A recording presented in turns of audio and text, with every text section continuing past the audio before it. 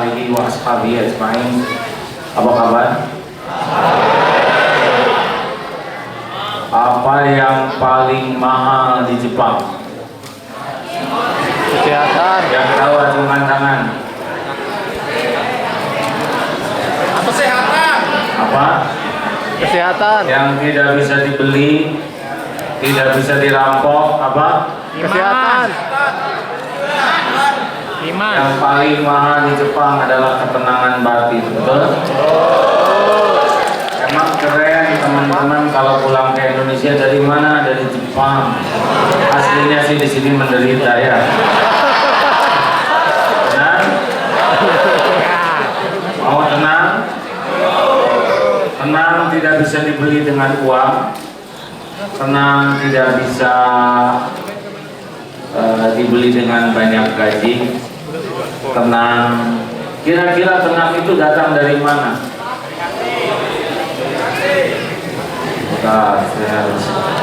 Tenang, ini mau potret mau ngaji ini ya. Tenang itu letaknya di mana? Hati. Di hati. Siapa kira-kira yang paling bisa memberikan ketenangan? Allah. Jawab siapa? Allah. Kalau sudah nikah, katanya tenang datang dari suami. Tidak mungkin. Bagaimana suami bisa menenangkan?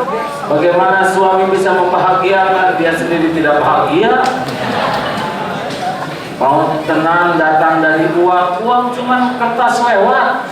Benar? Gajian, alhamdulillah. Bawa ke rumah, pindah, sampai transfer. Begitu kan? Beli handphone, beli pulsa, dan habis. Mau tahu rahasia hidup tenang? Baik.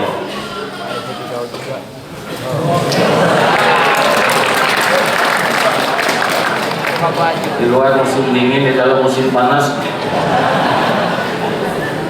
Kemarin di ya nih.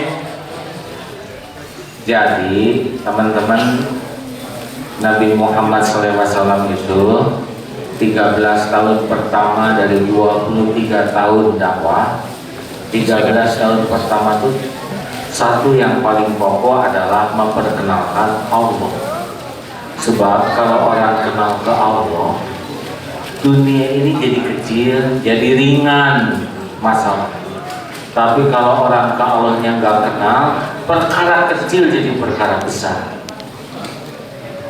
Nah sekarang saya ingin sedikit saja prolog siapa sih Allah. 5 hal yang minimal kita ketahui ya. 1, Allah itu Khaliq. Allah itu satu-satunya yang menciptakan segala-galanya. Kalau hafal ini nanti mulai enteng. Siapa yang menciptakan langit dan bumi? Allah. Jawab siapa? Allah. Yang menciptakan kita siapa? Allah. Yakin? Yakin. Orang tua bisa bikin anak? Orang tua bisa bikin anak?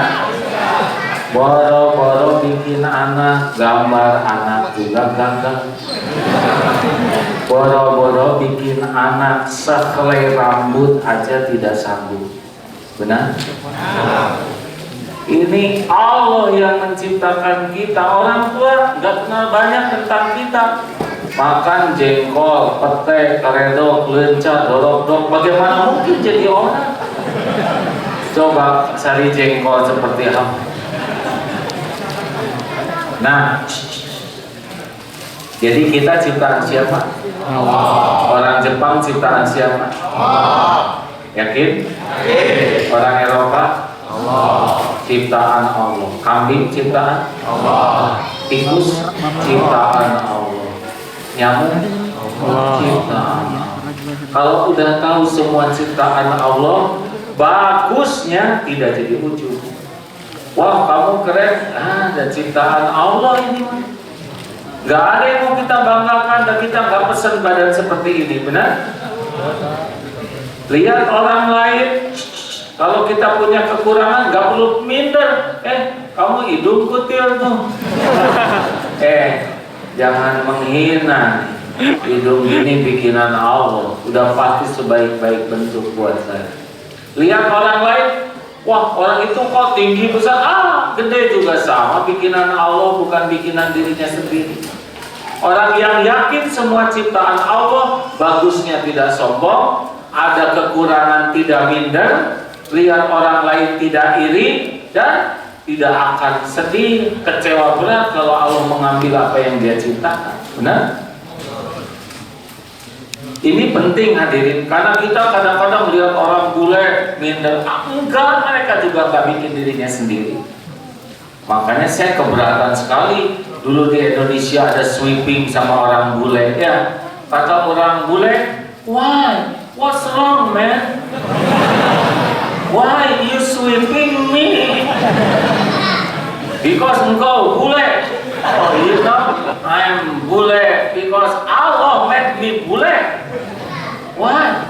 Saya tidak pesan bule, tapi kamu orang Amerika. Saya tidak pesan lahir di Amerika. Tanya ke Allah, kenapa saya dibikin bule? Kalau kita udah yakin semua makhluk ciptaan Allah, kita tidak akan sombong, minder, ataupun iri. Benar? Kemarin, maaf, takdirnya mantu di Jerman, anak saya cuma 165, tingginya mantunya 178, tinggi hampir 1,80 m. Nah, dua-duanya ciptaan Allah, nggak ada yang menciptakan dirinya sendiri. Benar? Gak usah minder, biasa aja. Kalau orang sudah yakin semua ciptaan Allah, wah gimana ya, saya nih kurang cakep dapat jodoh, enggak, Allah yang desain kayak gini. Enggak ngepek antara wajah dengan jodoh. Yang bikin wajah siapa? Jawab. Yang atur jodoh siapa? Mungkinkah jodoh dari Allah terhalang oleh hidung kita?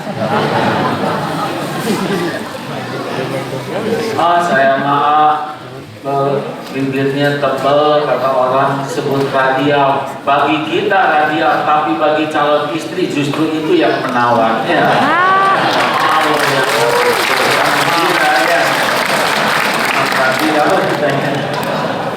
Jangan minder. Adakah ciptaan Allah yang salah? Ulangi, adakah ciptaan Allah yang gagal? Jawab. Tidak. Ada tidak? Tidak. Adakah ciptaan Allah yang kurang? Tidak. Adakah ciptaan Allah yang cacat? Ada?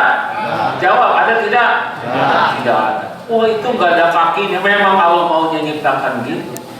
Nggak ada kaki di dunia sebentar, tapi setiap dia susah jalan, gugur pahalanya. Setiap dia dihina orang, rontok dosa-dosanya, bisa cepat dia masuk surga gara-gara kesulitan yang ada di dunia. Sama-sama bakal mati. Benar? Malah yang hati-hati yang diberikan kelebihan tuh, otot kawat, balung besi, leher beton, urat kabel, wajah asbes. Kalau nggak hati-hati, banyak orang yang tergelincir gara-gara diberi kelebihan. Benar? Coba preman, kalau preman kurus, garing, itu kan nggak mengesankan. Benar? Dan setiap penciptaan Allah pasti ada rahasianya. Saya nih, maaf teman-teman, nggak nyangka takdirnya begini. Ayah saya tentara, cita-cita dari kecil ingin masuk akabri, tapi tidak jadi karena kurang tinggi. Dulu sakit hati, sekarang gembira sekali. Tidak jadi TNI, malah jadi tuh kan ada rahasia Allah di balik penciptaan. Benar? Oleh karena itu jangan pernah mengeluh sama sekali tentang badan kita. Suka-suka Allah aja ciptakan kita. Benar? Paham tidak nih? Paham. Nah, gitu. Lihat orang lain, jangan terpesona, semua ciptaan Allah.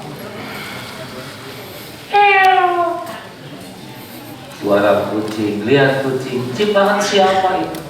Boro-boro kucing bisa bikin dirinya sendiri. Bagus, bulunya lembut, ini ciptaan Allah. Harusnya mata lihat kucing, subhanallah. Di Jepang ada nyamuk gitu. Gimana bahasanya ya? Kalau kita tahu, aduh nyamuk.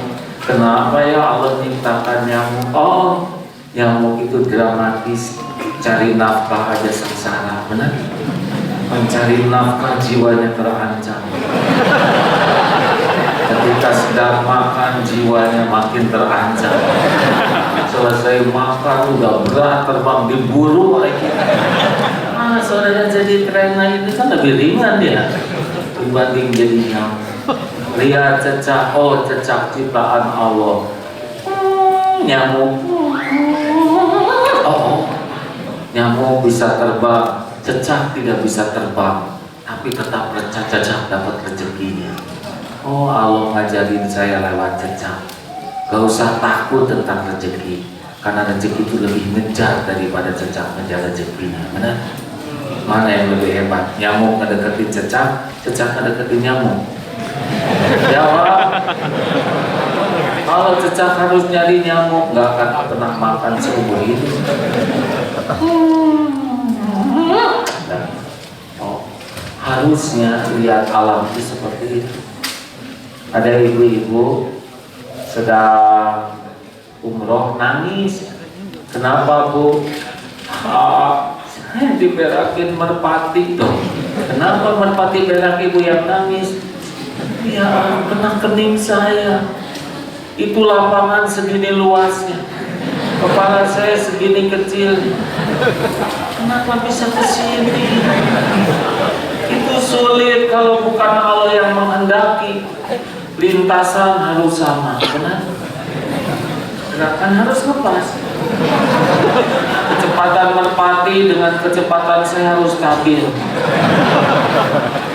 Sudut kemiringan harus lepas. Dan tingkat kemulesan merpati harus. Siapa yang ngatur semua ini selain Allah, kan? Benar? Makanya tenang, ya Allah, Engkau tahu otak saya pikirannya kotor, makanya Engkau kasih kotor, astagfirullah. Karena dia tahu merpati itu ciptaan Allah. Jelas ini? Kalau kira-kira di rumah banyak kecoa, apa maksudnya tuh? Itu rumah kurang bersih. Ini pernah, ini kejadian di Pulau Komodo. Ada komodo naik ke atas rumah dan menggigit kaki orang. Ini heboh karena tidak pernah terjadi komodo itu mencari orang. Dipelajari kenapa kok sampai menggigit kaki guru ini. Sesudah dipelajari ternyata kan komodo itu pemakan bangkai dan dia kekuatannya dari penciuman. Ternyata si bapak ini sudah berhari-hari, mungkin berminggu-minggu kaos kakinya tidak dicuci. Dia tidur pakai kaos kaki. Mirip baunya. Digigit itu kaki. Ini takdir Allah untuk memberitahu bahwa hidup kotor pasti bermasalah. Nah, dua. Tunggu dulu. Apakah takdir Allah untuk kita terhalang karena ciptaannya, bentuk tubuh kita terhalang tidak? Tidak. Itu ada di TV yang tidak ada tangan, dua-duanya, tidak ada kaki, dua-duanya kayak guling, tahu kan? Yang motivator itu. Allah ciptakan seperti itu.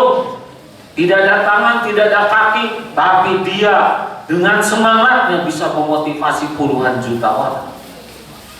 Kata dia, kalau saya berbaring begini, kemudian saya menyerah, sekali, dua kali bangun, kalau saya tidak bangun, seumur hidup saya seperti guling. Tapi dia berjuang dengan lehernya, akhirnya bisa tegak, dan dia bisa keliling dunia.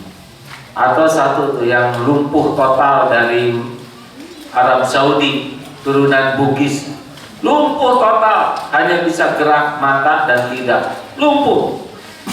Masih kecil, 7 tahun sudah hafal Quran, sekolah nilainya terbaik, padahal nggak bisa bergerak, cuma begini saja. Keliling dunia sebagai motivator, bahkan sudah punya keluarga sekarang, istri dan anak. Katanya cuma bisa mata dan lidah, dia istrinya janda yang sudah punya anak. Enggak kurang tuh tidak kurang, popularitas tidak kurang, hafal Quran.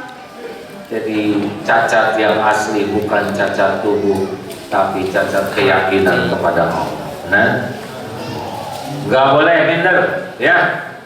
Kalem aja, tenang aja, mau gede, kecil, kurus, gemuk, Allah yang bikin. Setuju? Gimana rasanya dengar ceramah yang barusan? Apa yang terasa? Apa yang terasa? Ini kita jadi kayak boncengan begini.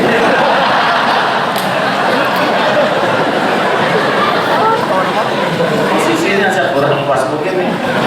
Apa yang kupikir saya sudah dengar ceramah barusan? Yakin semua ciptaan Allah. Jadi nggak aneh pergi ke luar negeri juga senang aja lihat ciptaan Allah semua. Apa yang terasa? Ya, jadi saya harus banyak bersyukur ya dari hal. Iya. Apa yang mau kita keluhkan dari tubuh ini, ha? Aduh, hidung saya kurang mancung. Mau kayak Pinocchio? Udah segitu-gitunya, kenapa kulit saya coklat? Udah itu yang terbaik. Gak usah pengen seperti orang lain. Syukuri aja yang ada, benar? Jerawat itu nggak ada yang lebih gede dari kepala. Tapi kalau orang jerawatan, dia lebih sibuk mikirkan jerawat daripada nyukurin kepala. Coba ada jerawat di ujung hidung, dia lebih sibuk mikirin jerawat daripada nyukurin hidungnya. Harusnya alhamdulillah saya punya hidung, bisa nafas tuh, masih bau alhamdulillah. Anda bisa terlihat telinga. Allahu Akbar. Fabi ayyi ala'i rabbikuma tukadziban. Nikmat Tuhanmu mana lagi yang akan kau dustakan? Jangan pernah mengeluhkan tentang tubuh ini, ya. Kenapa ya? Kok rambut saya lurus? Enggak, terserah Allah. Kenapa ya? Enggak usah kenapa-kenapa, enggak lama kok. Ya kan? Kalau udah mati juga udahan badan. 2. Jadi jangan gentar lihat orang lain, ya. Orang lain juga ciptaan Allah Khaliqul. 2. Segala sesuatu adalah milik Allah. Apa? Lillahi ma fis samawati wa ma fil ardh. Semua yang ada di langit dan di bumi total adalah milik Allah. Manusia